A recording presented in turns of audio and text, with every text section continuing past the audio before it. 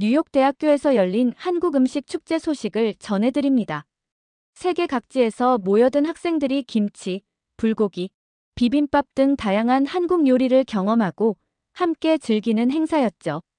평소라면 뉴욕대학교의 연중 행사 중 하나로 지나갔을 수도 있지만 올해는 특히 많은 주목을 받았습니다. 한류가 전 세계적으로 확산되면서 한국 음식에 대한 관심과 열기가 폭발적으로 늘어났기 때문입니다. 미국 학생들은 물론 유럽, 중동, 아프리카, 아시아 각국에서 온 유학생들도 한국 음식의 매력을 직접 느껴보고자 적극적으로 참여하고 있습니다. 뉴욕에선 무슨 일이 있었던 걸까요? 안녕하세요. 저는 뉴욕대학교에서 언어학을 전공하는 석사 과정생 소피아라고 합니다. 어릴 적부터 영어 문학과 세계 각국의 언어, 문화에 관심이 많았는데 그 중에서도 한국의 음식 문화에 유독 호기심이 생겨서 여기까지 오게 되었어요. 한식을 직접 맛보고 그 역사와 사회적 맥락까지 공부하다 보니 어느새 한국 음식에 깊이 빠져버렸습니다. 그리고 이번 학기에 저는 학교에서 주최하는 한국 음식 축제 준비위원으로도 활동하게 되었어요. 축제에는 각종 시식 부스, 요리 시연, 한국 전통 주류 소개, 토론회, 그리고 한식의 역사와 조리 과학을 다루는 학술 프로그램까지 정말 다양하게 구성돼 있었습니다. 전 세계에서 온 학생들이 서로 다른 입맛과 문화를 비교하고 공유하며 즐겁게 교류하리라 기대했죠. 하지만 축제 시작 며칠 전부터 왠지 모를 불안한 소문이 캠퍼스를 휘돌기 시작했습니다. 중국 출신 교환학생인 장이라는 학생이 결국 한국 음식은 모두 중국 음식에서 파생된 것이며 한국이 독자적으로 만들어낸 건 하나도 없다고 강하게 주장하고 다닌다는 것이었어요. 저는 처음에는 설마 뉴욕대학교 같이 국제적인 무대에서 그런 논쟁이 있을까 싶어 대수롭지 않게 여겼습니다. 그런데 축제 당일 그 소문은 현실이 되었습니다. 축제가 열리는 뉴욕대학교 메인 광장에서 누군가가 불만이 가득한 목소리로 이건 다 중국 음식인데 왜 한국 음식이라고 우기는 거냐고 소리치기 시작한 겁니다. 그 사람이 바로 장이었죠. 뉴욕대학교 메인 광장에는 커다란 무대가 설치되어 있었습니다. 그리고 그 주변으로 여러 가지 음식 부스가 가지런히 자리 잡았죠. 김치 담그기 체험, 불고기 시식, 떡볶이 조리 시연 등등 각 부스마다 학생들이 장사진을 이루고 있었습니다. 특유의 매콤하고 감칠맛 나는 향이 광장 곳곳에 퍼져 보기만 해도 침이 고이더라고요. 그런데 한쪽 구석, 무대 옆에 팔짱을 낀 채 굳은 표정으로 서 있던 아시아인 남학생이 있었습니다. 눈빛이 날카롭게 번뜩였는데 바로 장이었죠. 마침 무대에서 사회자가 이제 막 불고기 조리 시연이 끝났으니 다 같이 시식해볼까요? 라며 관객들의 호응을 유도하자 장이 앞으로 나와 버럭 소리를 질렀어요. 이거 다 중국에서 온 음식인 거 왜 아무도 안 말해줍니까? 김치. 애초에 중국에서 절임 채소를 만들기 시작한 역사가 3000년도 더 됐는데 한국이 그거 훔쳐서 빨갛게만 만들었다는 걸 모르나요? 불고기. 중국 왕실 연회 음식의 변형판이라는 증거가 분명한데도 뉴욕대학교는 이렇게 한국 편만 드는군요. 사람들은 갑작스러운 고성에 당황해서 서로 눈치를 봤지만 장은 개의치 않고 계속 떠들었습니다. 그리고 뭐 된장도 중국의 두장에서 파생된 거고 고추장은 중국에서 고추를 처음 들여온 뒤에 한국이 따라 만든 거잖아요. 도대체 독자적인 게 뭔데? 한국이란 나라는 왜 이렇게 거짓말을 잘합니까? 처음엔 설마 싶던 주변 학생들과 스태프들도 장의 목소리가 점점 더 거칠어지자 난감해졌어요. 저는 축제 스태프로서 현장을 정리하려고 다가갔습니다. 부드러운 어조로 말했죠. 안녕하세요. 저는 축제를 준비한 소피아라고 합니다. 혹시 한국 음식이 다 중국 음식에서 베낀 것이라고 하셨는데 구체적으로 어떤 역사적 근거를 가지고 계신지 여쭤봐도 될까요? 김치나 불고기, 비빔밥 등은 한국이 오랜 기간 독자적으로 발전시켜온 요리라는 게 정설로 알려져 있어서요. 그러자 장은 한껏 비웃는 표정을 지으며 한술 더 떠서 말했습니다. 한국이 독자적이라니 그건 한국 측에서 조작한 역사에 불과하죠. 여러분, 옛날에 고춧가루도 중국에서 먼저 썼고 간장도 중국에서 만들어 한국으로 수출해 준 것 아닙니까? 한국은 소금 한 알조차 원래 중국 거라고요. 진짜 역사는 중국에 있는데 왜들 이렇게 미국 명문대에서까지 한국에 속는 건지 모르겠네요. 주변에 있던 학생들이 소금까지 중국 거라니 이건 또 무슨 말도 안 되는 소리야 하는 표정으로 장을 바라봤어요. 하지만 장은 도리어 내가 중국에선 진실만 배워왔다 면서 더 크게 목소리를 높였습니다. 다행히 다른 스태프들이 장을 진정시키며 내일 진행될 학술 세션에서 서로의 근거를 비교해보는 건 어떠냐고 제안했고 상황은 일단락됐습니다. 그런데 축제 첫날부터 이런 소동이 벌어져서 많은 학생이 와 올해 한국 음식 축제는 제대로 폭탄을 맞았네라며 신기해하더군요. 다음 날 아침 뉴욕대학교 역사 깊은 강당에서 한국 음식 축제 메인 학술 세션이 열렸습니다. 한국인 교수님들과 미국인 교수님들이 한국 음식의 발효 기술, 조미 문화, 역사적 변천 등을 발표하고 질의응답을 받는 시간까지 마련돼 있었죠. 전 세계에서 온 학생들이 이 자리에 모여들었습니다. 가장 먼저 발표하신 분은 라이트먼 교수님이었는데 오랫동안 동아시아 요리사를 연구하며 한식조리 과학에 관한 논문을 여러 편 써온 권위자이십니다. 라이트먼 교수님은 차분한 목소리로 설명을 이어가셨어요. 한국 음식은 발효와 숙성 문화가 매우 발달해 있습니다. 김치, 장간장, 된장, 고추장, 젓갈 등 다양한 발효식품이 일상의 식탁에 오르죠. 또한 불고기, 잡채, 비빔밥과 같은 요리는 한국의 역사지리적 특성에 맞춰 독자적으로 발전해 왔습니다. 특히 김치의 경우 고춧가루와 해산물 발효액을 혼합해 장시간 숙성하는 과정을 그때 아니나 다를까 장이 손을 번쩍 들더니 벌떡 일어나 고래고래 소리를 질렀습니다. 교수님, 한국이 독자적으로 발전시켰다고요? 말도 안 됩니다. 이미 기원전 수천 년 전부터 중국은 절임 채소 기술을 갖고 있었고 특히 사천 지역에서는 매운 양념을 사용한 절임류가 있었다는 기록이 있습니다. 한국이 고춧가루를 먼저 쓴 게 아니고 중국에서 흘러들어간 거라고요. 김치도 파오차이를 그냥 빨갛게 만든 정도에 불과하고 불고기. 그건 예전에 중국 황제 연회 때부터 내려오던 간장 고기 요리를 모방했다는 내용이 고문서에 나옵니다. 장은 숨도 안 쉬고 말을 쏟아냈죠. 주변에선 웅성웅성. 뭐 이런 터무니없는 주장도 있나 하는 반응이 터져 나왔습니다. 라이트먼 교수님은 잠깐 당황한 기색을 보이셨지만 곧 차분하게 대답하셨습니다. 중국 식문화가 동아시아 전반에 영향을 주었다는 점은 저 역시 부정하지 않습니다. 그러나 한국이 자체적으로 발달시킨 발효 양념법, 예컨대 젓갈을 섞어서 만드는 김치나 고추장, 문화, 그리고 고기를 얇게 썰어 간장, 설탕, 참기름, 배즙 등을 배합해 굽는 불고기 같은 것들은 분명 한국 특유의 조리법과 맛이 존재합니다. 이를 완전히 중국 것이고 모방에 불과하다고 단언하기는 어려워 보이네요. 장은 코웃음을 치며 더 자극적인 말을 내뱉었습니다. 아니, 애초에 간장도 중국이 없었으면 못 만들었을 텐데. 무슨 독자적이랍니까? 한국이 간장, 두장, 된장, 초유, 식초 전부 중국에게서 배워놓고선 마치 자기들만의 비법인 양 포장하는 게 우습습니다. 고춧가루도 중국에서 유래한 거고 한국이 스스로 개발한 건 하나도 없죠. 제가 보기엔 그냥 중국 음식 짝퉁에 가까워요. 이 말에 주변이 더욱 술렁이기 시작했습니다. 몇몇 학생들은 노골적으로 장을 비판하거나 어이없다는 표정을 지었죠. 그래도 라이트먼 교수님은 잠시 뒤 다른 발표자분들도 의견을 주실 테니 조금만 기다려 달라며 달랬습니다.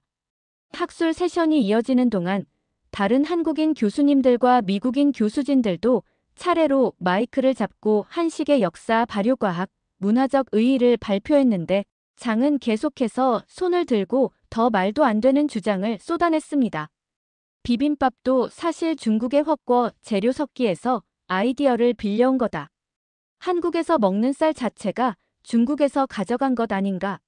그럼 음식 전부가 중국 거지. 심지어 파전도 춘권과 유사하다. 전을 부치는 행위도 중국이 먼저 했다는 기록이 있다. 심지어 장은 미국인들이 이건 진짜 한국 음식이라고 배우는 갈비찜조차 예전에 중국 송나라 시대 문헌에 나오는 당저우 소갈비 레시피를 베낀 거다라고 주장하며 근거라고 제시한 자료가 사실 진위가 불분명한 인터넷 게시물 캡처였다는 후문도 있습니다. 결국 학술 세션이 마무리될 무렵 라이트먼 교수님이 다시 한번 종합적으로 설명했습니다. 물론 동아시아 식문화는 서로 영향을 많이 주고받았고 중국이 오랜 역사를 가진 위대한 요리 문화를 발전시켰음은 모두가 인정합니다.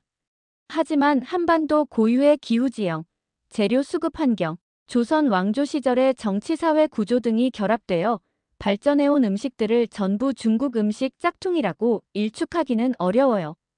예를 들어 김치의 발효 과정을 자세히 보면 고춧가루와 젓갈을 활용해 특정 유산균이 활발하게 번식하도록 만드는 독자적 방식이 있어 파오 차이와 확연히 구분되는 미생물 생태계를 형성합니다. 그럼에도 장은 중국이 아니었다면 한국은 존재 자체가 불가능했다. 음식도 마찬가지라는 식으로 계속돼 받았습니다. 주변에선 저 정도면 거의 종교적 신념 수준이네라며 혀를 내둘렀죠. 학술 세션 후 저와 제 친구 제이는 한식 조리 원리 체험 부스로 이동했어요. 이날은 특별히 불고기 단백 버전을 직접 만들어보는 시간도 마련됐습니다. 미국 학생들이 고기를 얇게 썰고 간장, 설탕, 마늘, 참기름, 양파를 버무린 뒤 프라이팬에 볶아 먹어보면서 즐거워했죠. 오, 이건 진짜 부드럽고 맛있다. 한국식 불고기 소스가 달짝지근하면서도 고소하네. 학생들은 환호하며 직접 만든 불고기를 한 입씩 시식했습니다. 그런데 부스 한쪽에 또 나타난 장이 고개를 절레절레하며 일갈했습니다.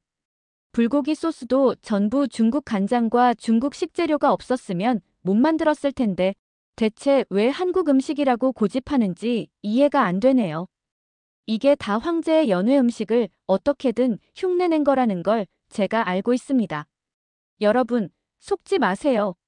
주변 학생들이 그러면 왕이나 황제를 언급하는 문헌을 좀 보여주든가 라고 하자 장은 답 대신 중국 역사서에는 다 나와 있다고 말할 뿐이었습니다. 정작 정확히 어느 시대, 어느 책인지 말하지는 않았죠.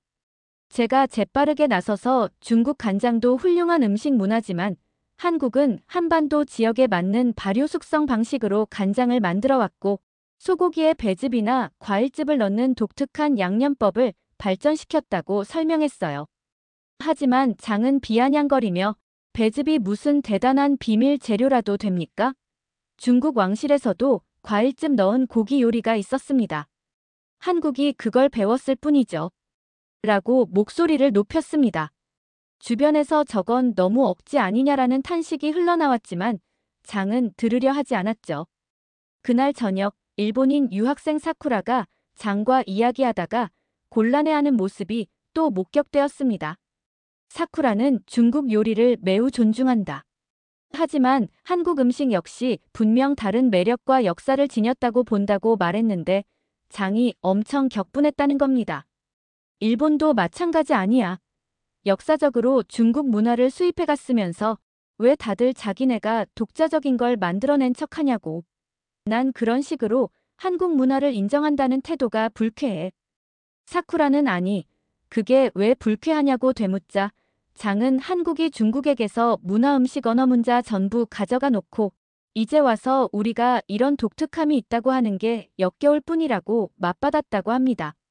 사쿠라는 벙쪄서 아무 말도 못했고 주변 학생들이 장을 어떻게든 달래서 사건을 수습했다네요. 그리고 축제 마지막 날 저녁에는 한국 음식 테이스팅 파티가 열렸습니다. 파전, 잡채, 갈비찜, 떡갈비, 각종 나물 반찬 등 한식 대표 메뉴가 총출동했고 저녁 내내 캠퍼스가 구수하고 고소한 냄새로 가득 찼죠. 라이브 음악도 흘러나와 축제 분위기는 한층 무르익었습니다.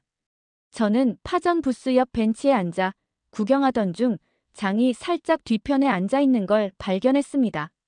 오늘도 시비를 걸려나 하고 긴장했는데 의외로 그는 조용히 파티를 지켜보고만 있더라고요.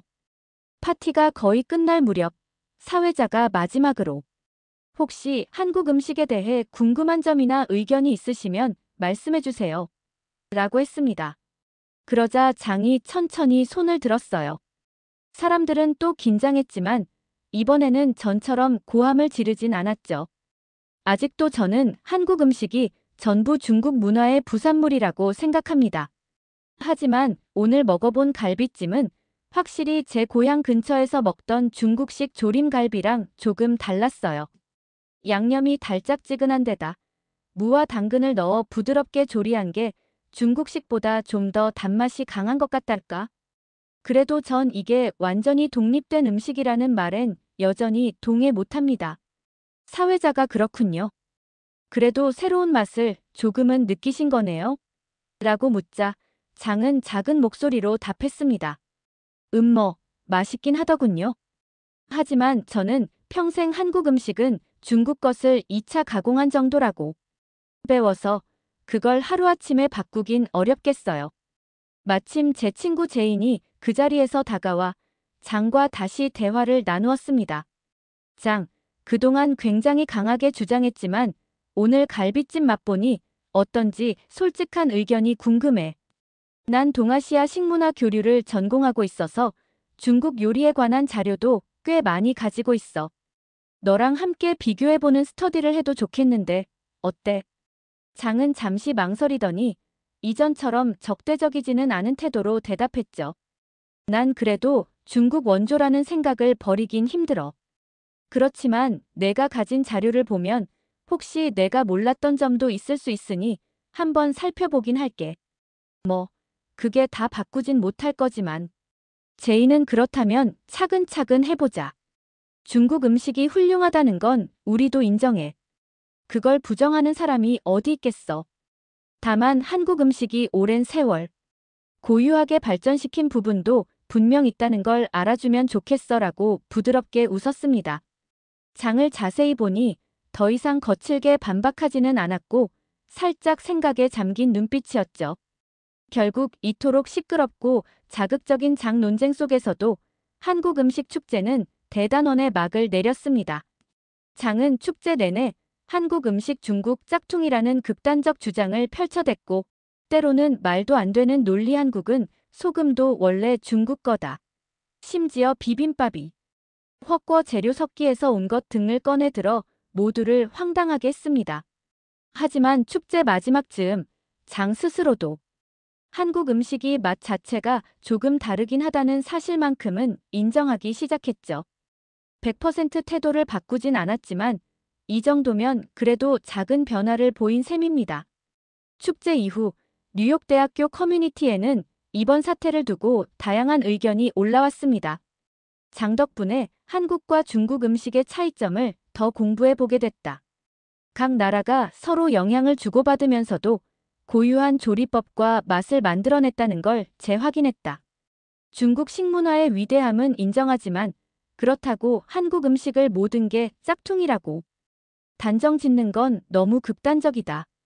중요한 건 장의 과격한 발언으로 인해 생긴 불편함도 있었지만 많은 학생들이 음식 문화 교류에 대해 보다 깊이 생각해보는 계기가 됐다는 것이었죠. 저 소피아 역시 이번 일을 통해 한국 음식이 가진 독특한 발효 숙성, 문화와 양념법이 얼마나 오랜 시간 동안 발전되어 왔는지 다시금 실감했습니다. 물론 중국 요리가 세계적으로 큰 영향력을 행사해온 것도 사실이고요. 문제는 그 교류 과정을 단순히 모두 중국에서 베낀 것이라고 치부해버리면 실제로 한국이 독자적으로 발전시킨 수많은 요소들을 놓치게 된다는 거예요. 라이트먼 교수님 말씀처럼 음식이라는 건 한국가나 민족만의 소유물이 아니라 역사적인 교류와 상호작용을 통해 만들어지는 거잖아요. 한국 음식이 중국 음식으로부터 받은 영향도 있고 그중 일부를 재창조발전시켜 고유한 맛을 만들어낸 사실도 분명합니다. 장처럼 강력한 편견을 갖고 있는 사람도 실제로 다른 사람들과 대화하고 여러 자료를 접하면서 조금씩 시각을 넓혀갈 수 있으리라는 희망을 보았습니다. 처음엔 한국은 소금도 중국에서 베낀 것이라며 황당무계한 소리를 치던 장이 축제. 마지막 날엔 맛이 다르긴 하다는 말을 할 정도로 생각의 틈을 보였으니까요. 아무튼 이렇게 다사다난했던 뉴욕대학교 한국음식축제는 막을 내렸습니다. 축제 도중에는 장의 과격한 언행 때문에 당혹스러운 순간이 많았지만 돌이켜보면 사람들에게 한국 음식이 왜 특별하고 그 발효 양념 문화를 어떻게 이해해야 하는가라는 점을 더 깊이 알리는 기회가 되지 않았나 싶어요. 앞으로도 장이 한국 음식을 전부 받아들이진 않을 수 있습니다.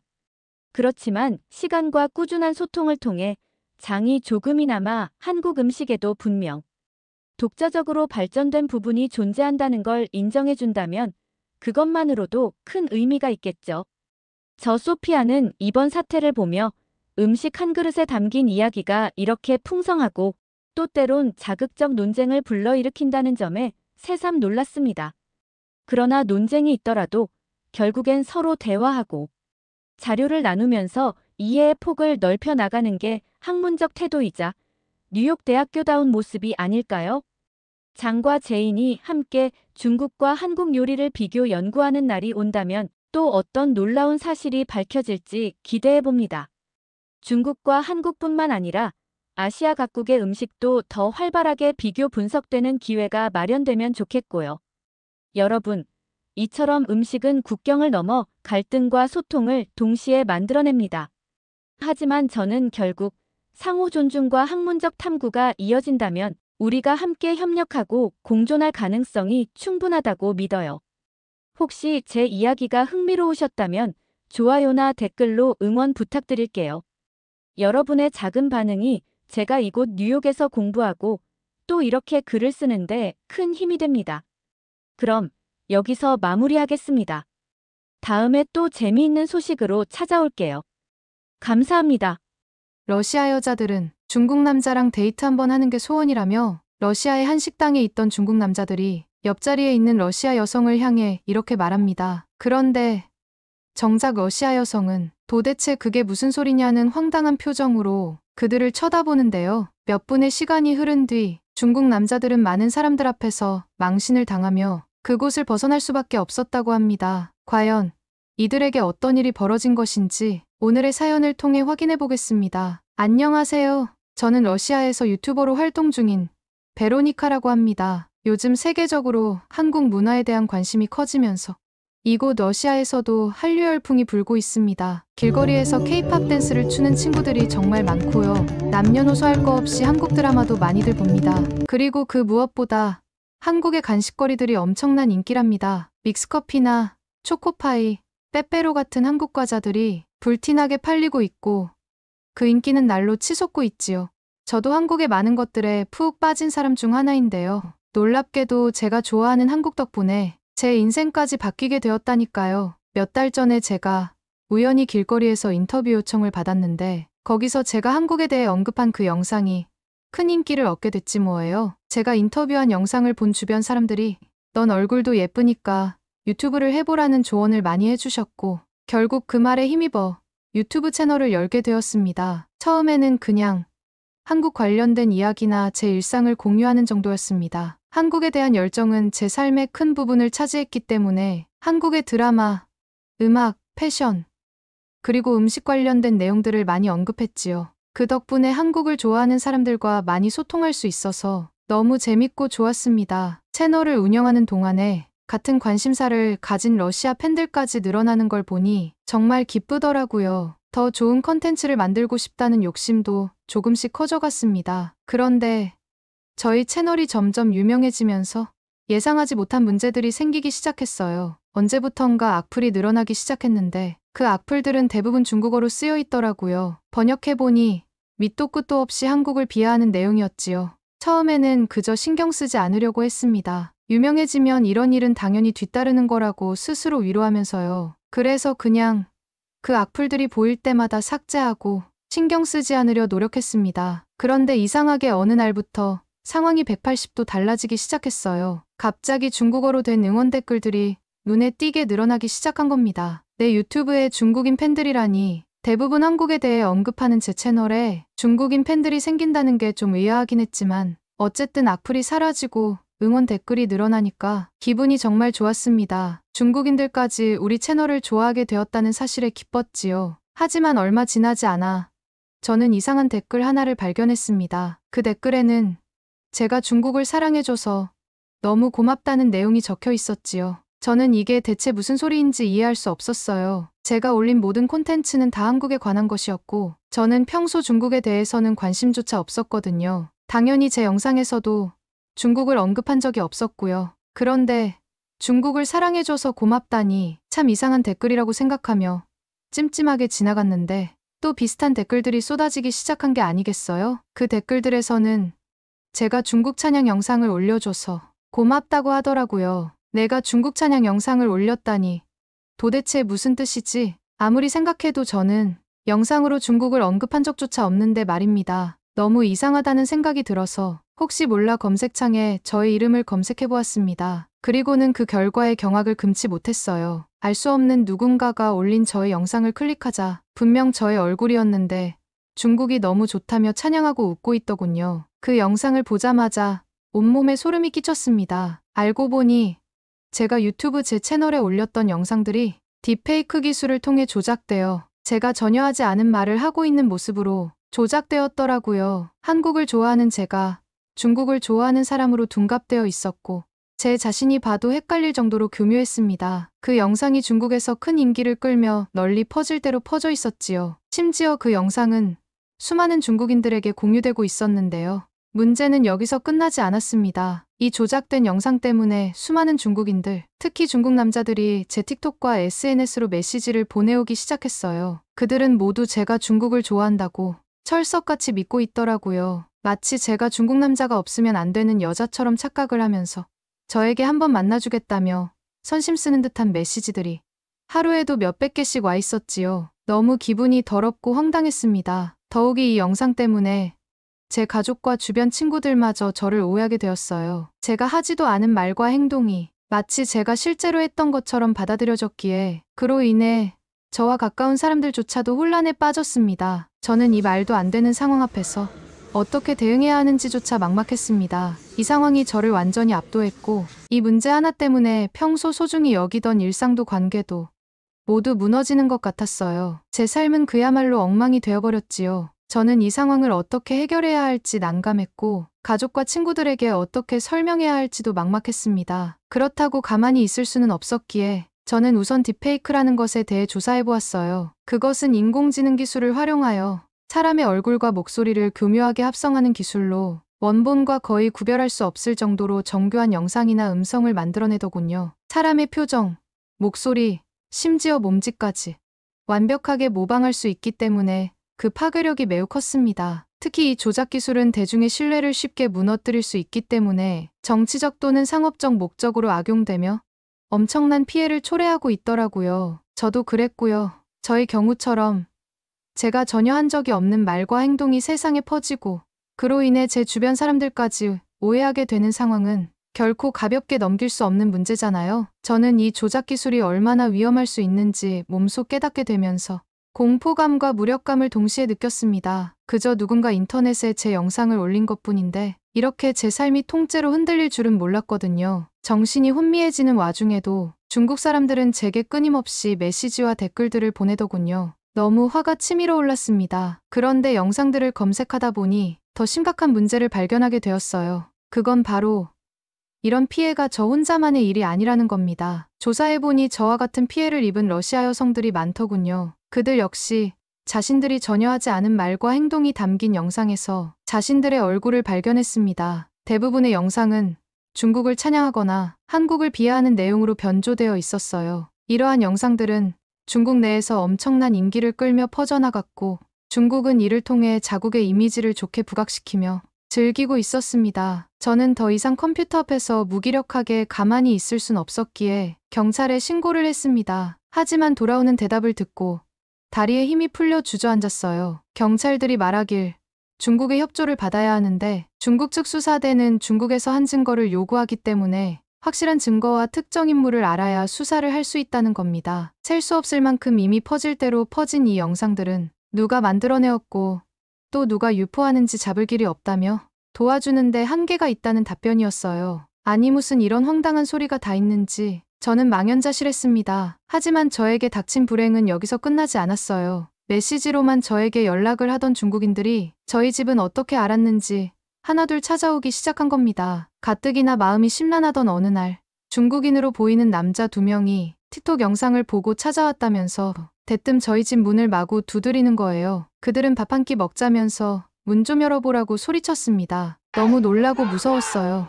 저는 곧장 경찰에 신고했고 다행히 경찰은 이들을 경찰서로 데려갔습니다. 저는 이들이 분명 저를 또 찾아올 것만 같아서 용기 내어 경찰서로 찾아갔어요. 그리고 경찰에게 그 중국인들이 어떻게 우리 집을 알고 왔는지 어떤 경로로 찾아오게 되었는지 알아봐달라고 부탁했습니다. 감사하게도 담당 경찰관님께서는 제가 중국인 2명을 조사하는 모습을 참관할 수 있도록 해주셨어요. 물론 그들은 저를 보지 못했지만 저는 그들의 대화를 들을 수 있었지요. 그리고 중국어를 할 줄 아는 경찰관 한 분께서 제게 그들의 말들을 간단하게 통역해 주셨습니다. 경찰 조사가 시작되자마자 그 2명의 중국인은 서로를 비난하며 탓하기 바쁘더라고요. 그들은 중국인 대학생이었는데 한 명은 슈신, 다른 한 명은 마링이라는 이름을 가진 자였지요. 슈신이라는 학생이 먼저 마링을 원망하며 이렇게 말하더군요. 야, 이게 뭐야?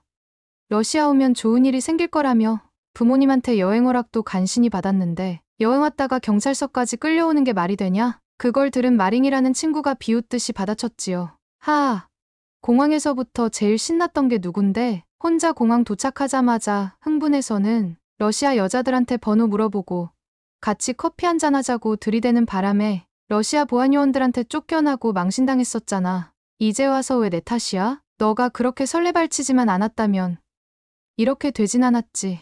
이들은 마치 주먹다짐이라도 할 기세로 서로를 맹비난했습니다. 경찰들은 이 둘을 간신히 말리고 있었습니다. 이들의 대화를 듣다 보니 그들은 제가 누군지 알고 찾아온 것 같지 않더라고요. 그저 러시아 여행이 시작되었을 때부터 이 여자 저 여자에게 번호를 물어보고 다니는 어리석은 자들 같았지요. 저는 그만 집으로 발걸음을 돌리려고 했습니다. 그런데 그때 제 귀를 의심하게 되는 소리가 들렸지요.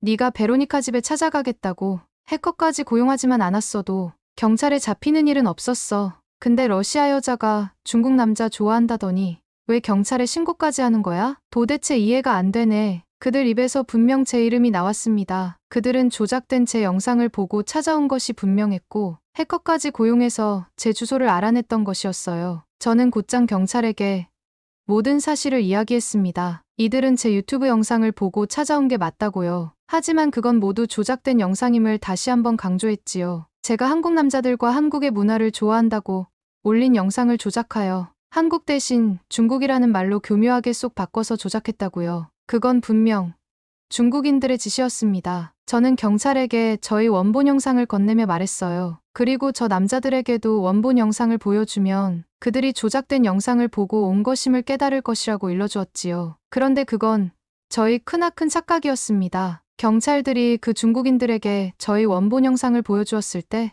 그 남자들은 꽤나 놀라더군요. 그런데 그 다음에 하는 말들이 아주 가관이었습니다. 한국인들은 정말 웃기는 사람들이네요. 뭘 이렇게 조작하면서까지 만족하려고 하는 거지요? 중국을 좋아하는 베로니카를 한국을 좋아하는 사람으로 둔갑시키다니 황당한 집단들이네요. 정말 그들은 원본을 보여줬는데도 그 원본이 조작된 영상이라고 믿더라고요. 중국을 좋아하는 영상이 원본이고 한국을 좋아한다고 말한 영상이 조작본이라고 우겨댔습니다. 정말 황당하더라고요. 경찰은 큰 목소리로 이게 원본이 확실하며 중국을 사랑한다고 말한 영상이 조작된 영상이라고 강조했지요. 그럼에도 그들은 말도 안 되는 소리 하지 말라며 믿으려 하지를 않더라고요. 한국은 조작하고도 남을 사람들이라는 말만 거듭 되풀이했습니다. 경찰은 더 이상 말이 통하지 않자 그들을 바로 공항으로 데려갔고 중국으로 돌려보냈습니다. 진실을 말해주었는데도 믿지 않는 그들의 태도에 저는 무척 혼란스러웠고 도저히 제 상식으로는 이해할 수 없는 상황이었습니다. 어쨌든 그렇게 망연자실해하던 그때 저희 친한 친구로부터 전화가 왔습니다. 전화를 받자마자 제 친구는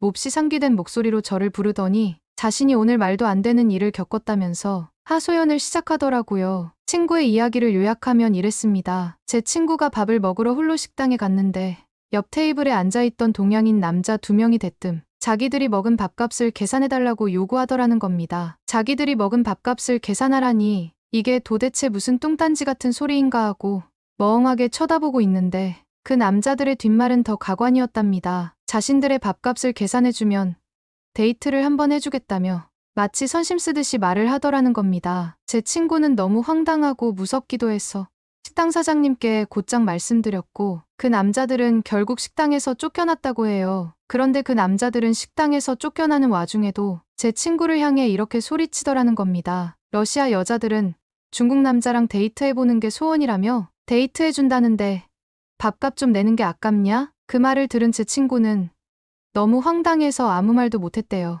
어이없는 상황들에 넋이 나갈 지경이었다고 합니다. 제 친구의 하소연을 듣는데 저는 불현듯 저의 조작된 영상으로 인한 피해가 생각보다 심각하다고 느껴졌어요. 널리 퍼진 그 영상 때문에 실제로 러시아 여자들이 중국 남자를 좋아한다고 단단히 착각하고 있는 듯 했습니다. 저는 서둘러 이 사실을 바로잡아야 한다고 생각했어요. 이 거짓된 정보들을 빠르게 바로잡기 위해서는 진실을 밝히는 영상을 찍어 올리는 것이 가장 빠른 방법이라는 생각이 들었습니다. 저는 중국어를 할 줄 아는 러시아 친구의 도움을 받아서 중국인들에게 보내는 새로운 영상을 찍었습니다. 현재 중국인들에게 널리 퍼진 저의 영상은 명백하게 조작된 영상이며 저는 사실 한국의 문화를 좋아하는 사람이라고 소개했습니다. 그리고 중국인들 중 누군가가 저의 원본 영상을 중국어로 조작하여 올렸음을 명백하게 밝혔습니다. 그렇게 진실을 밝힌 제 영상은 큰 반향을 불러일으켰어요. 초반에는 이 영상이 가짜다, 진짜다, 진실여부를 두고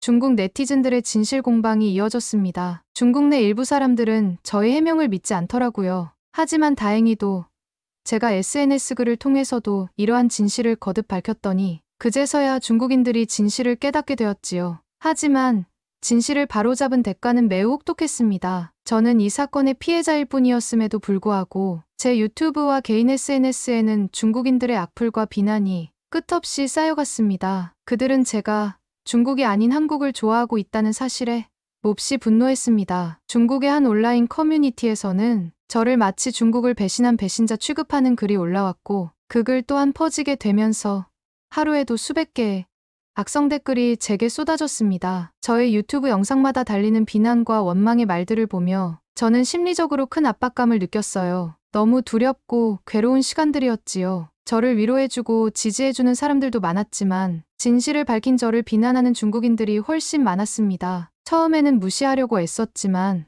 점차 저의 일상생활에까지 영향을 미치기 시작했어요. 저는 평소처럼 영상을 찍으려고 카메라 앞에 앉았지만 손이 떨리고 말이 나오지 않더라고요. 저는 더 이상 제 자신이 그 고통을 견딜 수 없음을 깨달았습니다. 저는 결국 유튜브 채널을 폐쇄해야겠다는 결정을 내렸어요. 저의 빛나는 꿈들이 이렇게 허무하게 막을 내린 것이죠. 너무 억울하고 허무했습니다. 저는 그저 저의 일상을 알리는 유튜버일 뿐이었는데 그들 마음대로 저를 판단하고 오해하고 비난하다니요. 저를 지지해주는 팬들을 떠올리면 이렇게 허무한 끝맺음이 너무 아쉬웠지만 다시 마음의 평온을 찾기 위해서는 이 방법밖에는 없었습니다. 저는 마지막 유튜브 영상에서 눈물로 이렇게 말했어요. 저는 정말 힘들었습니다, 여러분. 여러분이 저를 응원해 주셨다는 걸 알고 있지만 저 혼자서는 이 모든 걸 감당하기가 너무 버거웠어요. 이제는 제 자신을 보호해야 할 것 같아요. 여러분과 함께한 시간은 정말 소중했고 잊지 못할 추억이었습니다. 언젠가 다시 만날 수 있기를 바라지만 지금은 잠시 떠나려 합니다. 그동안 저를 지지해주신 여러분 감사합니다. 저의 마지막 영상이 올라가자 한국 팬들은 제게 자신들의 문화를 사랑해주고 지지해준 것에 대한 고마움을 표현해주었어요. 그리고 제 결정을 존중한다고 말해주었지요. 하지만 중국 악플러들은 저를 도망가는 사람 취급하며 또 비난하더군요. 그날 밤 저는 바로 채널을 삭제했습니다. 유튜브를 떠난 후 저는 조용히 자신의 시간을 보내며 회복을 시도했습니다. 온라인 세계에서 벗어나 실생활로 돌아가려 했지만 그 과정도 쉽지는 않았어요. 악플러들 중 일부는 여전히 저를 추적하며 SNS를 통해 괴롭혔지요. 저는 모든 SNS까지 삭제하기에 이르렀고 소셜미디어에서 완전히 사라졌습니다. 그리고 외출을 할 때마다 왠지 모를 불안감이 시달려야 했던 저는 결국 러시아의 작은 마을로 이주까지 했어요. 저는 인터넷 없이 지내며 자연 속에서 시간을 보내고 제 자신을 돌보는 시간을 갖고 있습니다. 그동안 잊고 지냈던 취미인 책 읽기와 그림 그리기를 하면서 조금씩 평화를 찾아가고 있습니다. 그런데 이 평화 속에서도 늘 마음 한구석이 시립니다. 날개를 펴지 못한 제 꿈들 때문인지 마음 한켠은 늘 아프고 힘이 드네요. 여러분, 제가 다시 일상으로 돌아가는 날이 올까요? 친구들과 편하게 소통하며 지내게 될 수 있을까요? 먼 훗날 그런 날이 온다면 한국에도 꼭 찾아가 보고 싶네요.